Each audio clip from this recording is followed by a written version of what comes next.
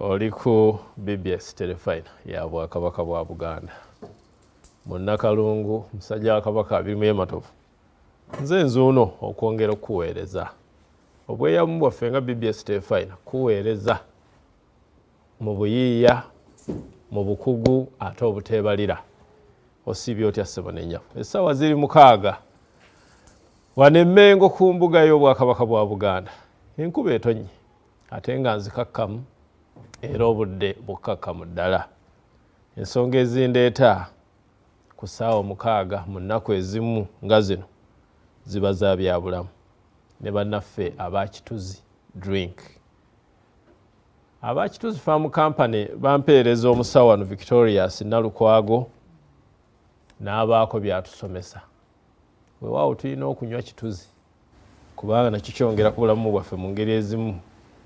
naye abaako byatusomesa. Naye kamusaba babuuzeeko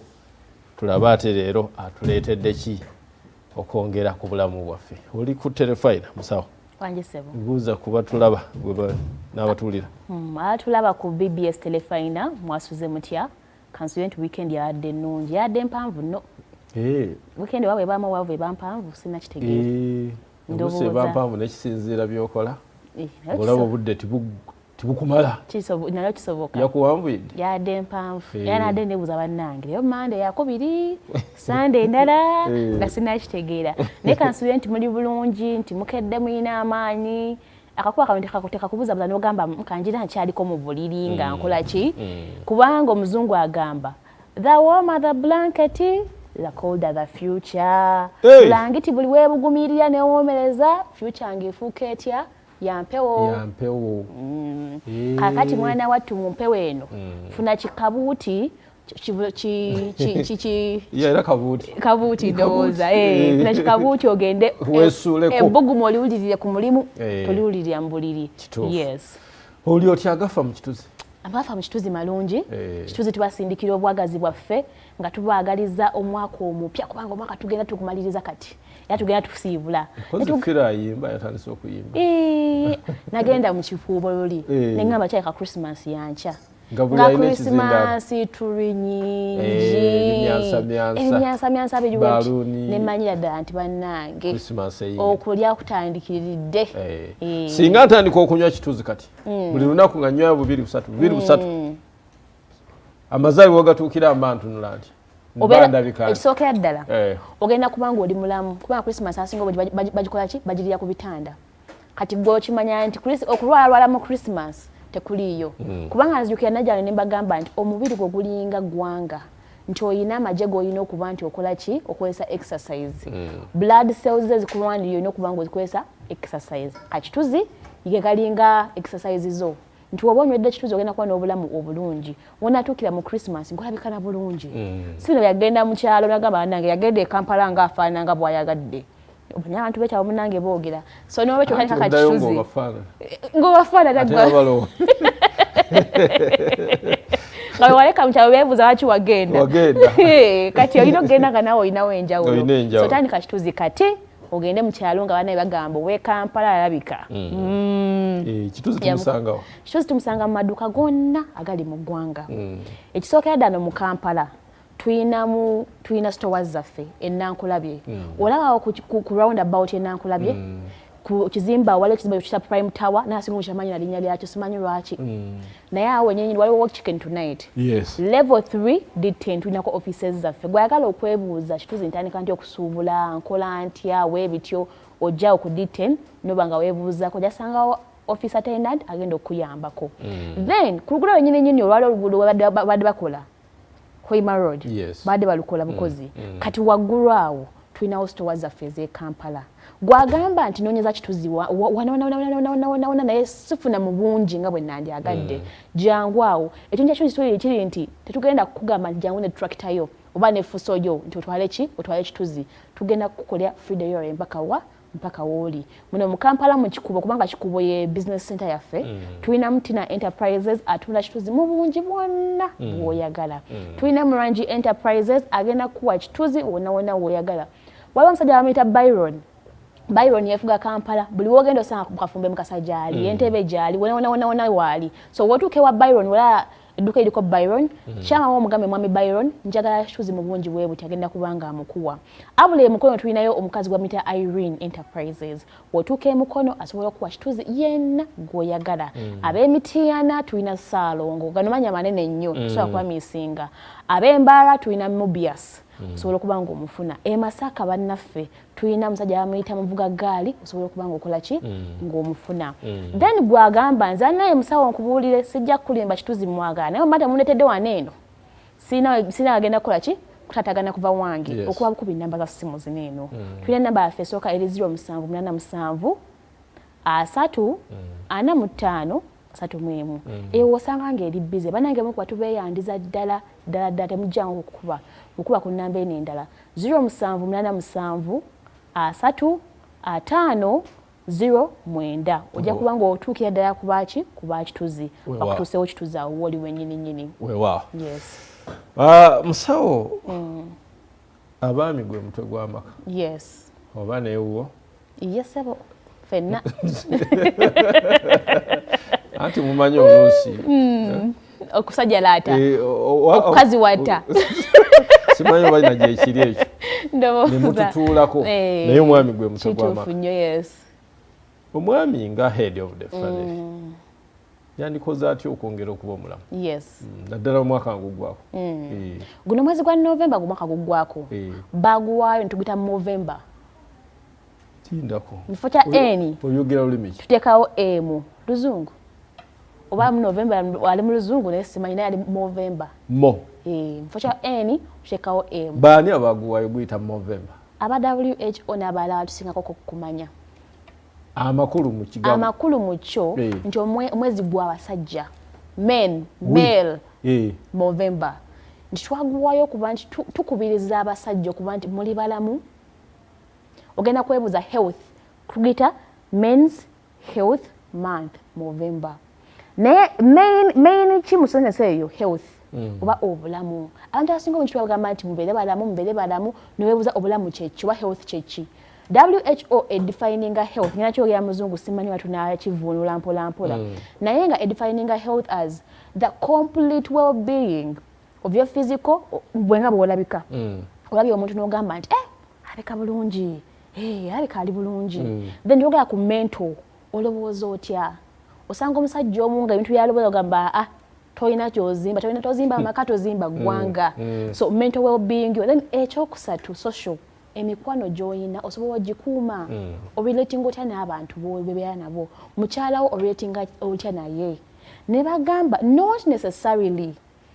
absence of disease tekijjaawo okuba nti either oli mulwadde oba toli mulwadde okuba healthy oyinza okuba nti nno oyina endwadde eri underlying nate noba healthy nti healthy yaffe erina physical erina mental erina ne social ebintu bisatu ebyo kakati gwe ng'omusajja okuba ntugamba nti mwami mirimu ye ali healthy kitegeeza kisookera ddala wenkulaba mwami mirimu ye toli obese toli musajja munene nnyo aye toli underweight nti oli mutono nnyo kitegeeza wemba nkola ngamba yo size eki ennungi nga sinaana kumanya oba olina endwadde oba tolina ndwadde oba oli ki then onjogera naye mwami mirimu ye ebintu ebiva mu ggwe kubanga agamba kakamwako kakabaza ki kekategeeza ki ky'olina so ebintu ebiva mu ggwe ntegeera ddala nti ono omusajja alina ki alina amagezi mu mutwe gwe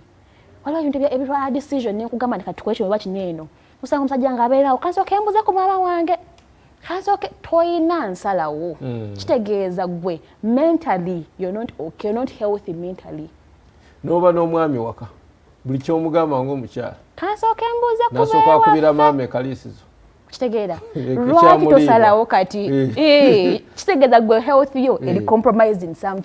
mu aspect emu ya mental n'osanga nti omusajja wamusanga ng'alina emikwano 10 naye mumaze omwaka gumu talina ade n'omukwano n'ogu n'ababo bennyini naye ayagala bakola ki bakusalako kubanga jjukira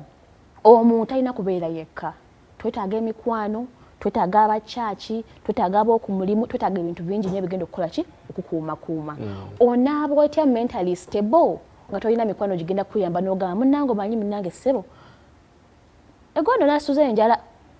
siinamuko kasente nakugamba kale nukanga nkuweeyo kaneeno tutambule ayinza obutakuwa nti oba ssente naye nakuwa amagezi nomanya nti wenkola kino ekizibu nkola ntya nkivaako nkivuunuka kakati abasajja kasita omanya nti nno ebintu ebisatu aspects ezisatu nti physical well-being kola gym lekera okuba nti oli musajja naye ng'oyimbulukuse abasajja balina embuto ngoizo ogamba mukazi we alina olubuto naye yalimwetikidde oba kitegeera ng'atambula tokuba nnyo saka akuba nnyo kubanga munnange bayinza okunkima naye tekitegeeza nti naye kanyininyini nti obulamu bwo obulyanga buli compromised omusajja atambula okuva wano mpaka wali n'atwala nekiruma kinamba ekyamazzi kitegeera physically toli healthy okutuuyana ennyo nako si kabonero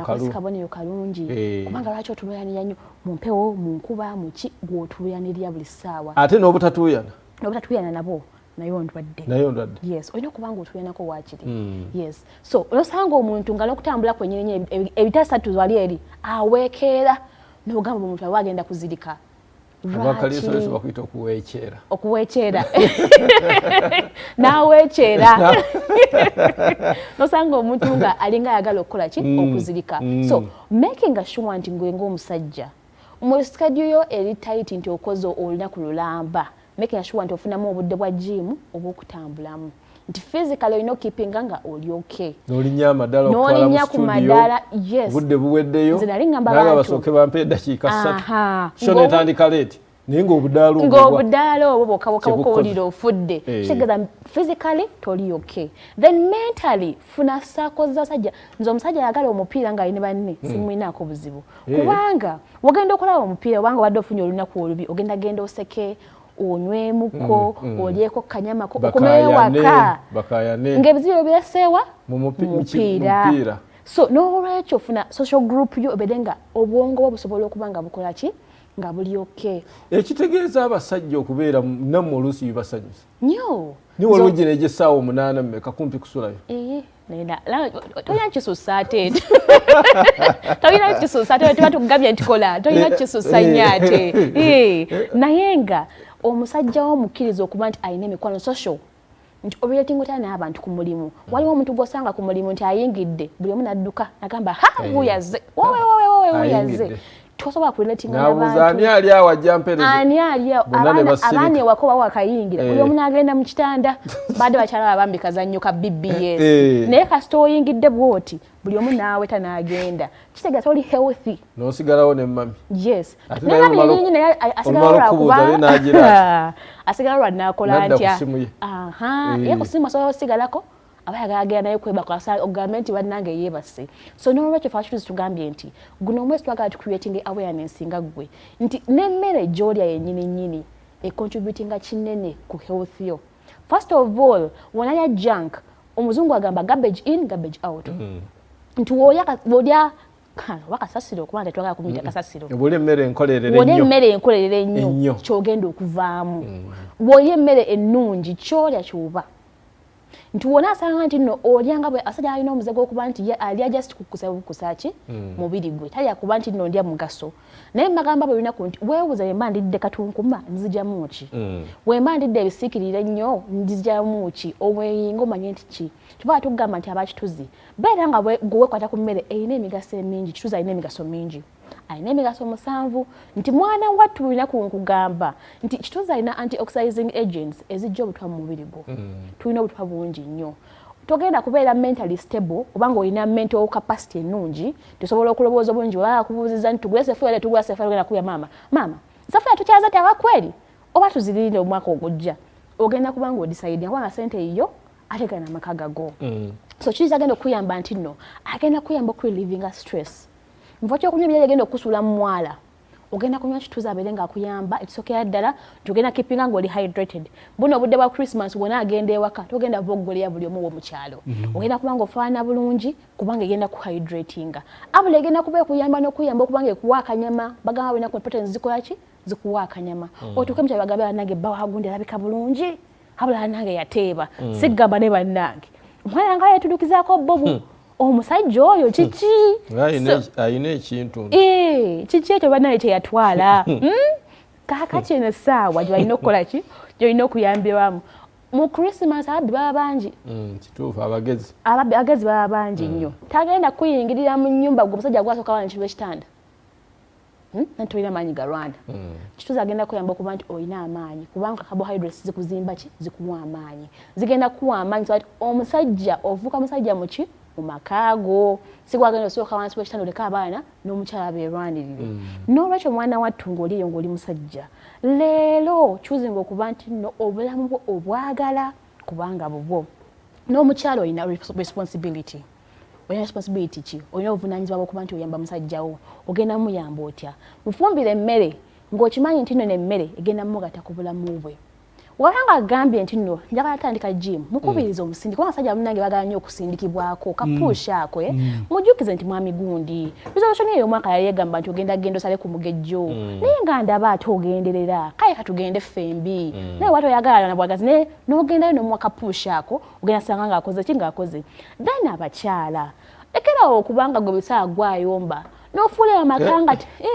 muyomba buli ssaawa buli kamu nanti wakomyeyo nga tewagirase wali sowa tewagijjewo lwaki mweronda nnyo buli ogenda sanga nti omusajja yeetamiddwa adde ku mwenge adde ku biki kubanga alala kunabbinga ki busungu adde mu biduula akomengawo nga mwebase